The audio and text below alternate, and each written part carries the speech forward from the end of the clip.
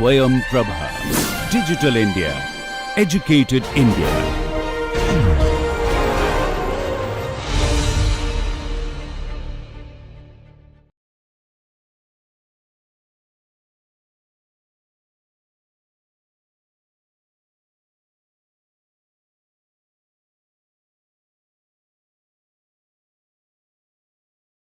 Hello and welcome to this session of the course Elements of Mechanical Vibration. Now, having discussed many of the fundamentals of the vibration theory, I thought we can now get introduced to some of the practical vibratory systems. So, what we are going to do is record some experimental tests on some simple vibratory equipment, and through that process learn a bit about the practical vibration measurements and the estimation some of the parameters of the vibratory system. So, in the set of experiments that we are going to conduct in this course, we will first get started with a very simple free vibration apparatus, which is a trifilar pendulum, in which the natural frequency of the trifilar pendulum is going to be obtained through a measurement process, and through the use of this trifilar pendulum we will try to get the mass moment of inertia of a mechanical element such as a connecting rod. So, this will be the first experiment that we will conduct. The second experiment will be on a universal vibration apparatus, where a simple oscillatory system which comprises a mass, a dashpot and a spring will be taken up, in which we will record the time displacement plot, and from that we will try to extract the natural frequency as well as the damping ratio. We will see the effect of adding an additional dashpot in the vibratory system and how it enhances the damping and therefore, a reasonably quick decay of the free vibration amplitude. This will be followed by a 2 degree of freedom system, in which we will first start with a double pendulum apparatus, where we shall see how the initial disturbance or initial conditions influence the ensuing vibration response, and by tuning an appropriate initial conditions we can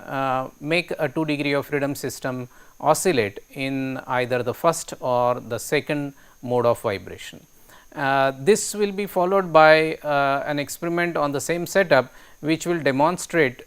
in the practical way how an arbitrary initial condition, which does not conform to either of the two mode shapes, will generate a general vibratory response comprising more than one mode of vibration, and in that light we will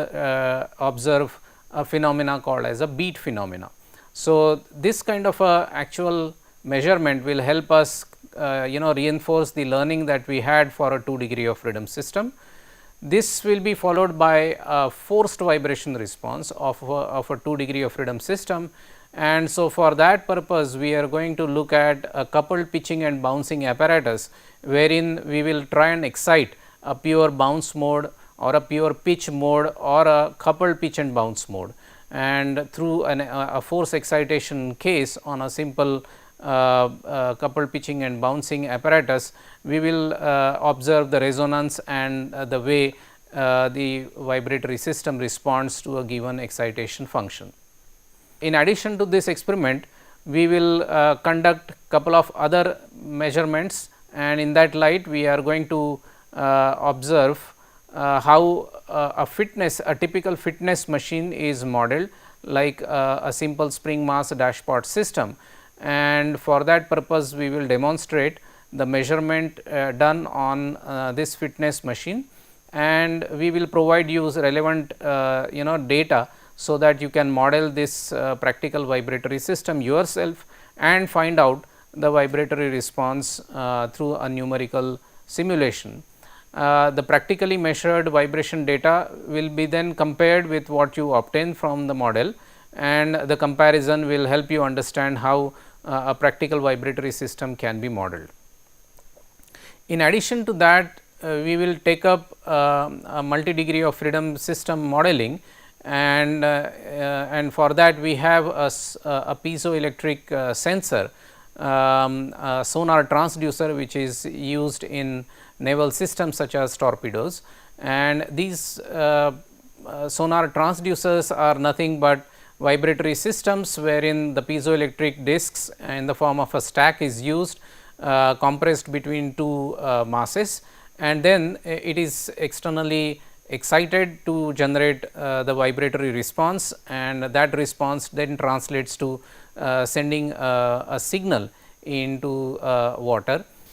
So, this sonar transducer as a vibratory system, I will explain you how the construction is all about, and then we will carry out actual vibration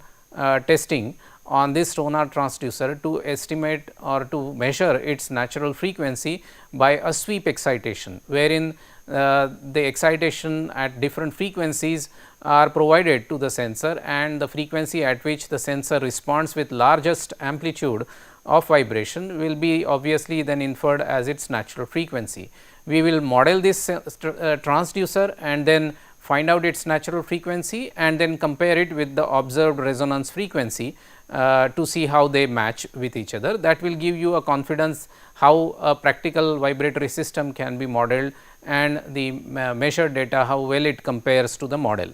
In the introductory lecture, we discussed a music box wherein a series of cantilever beams are excited through initial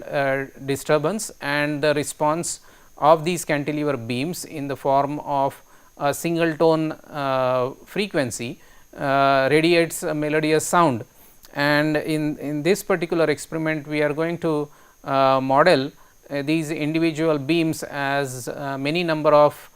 segments using numerical analysis approach and find out its natural frequency. We will find out the sound which is radiated, and the frequency of that sound is expected to be the natural frequency of these cantilevers, and therefore, we can verify whether the numerical model generates the right natural frequency which can be confirmed from the measured sound data.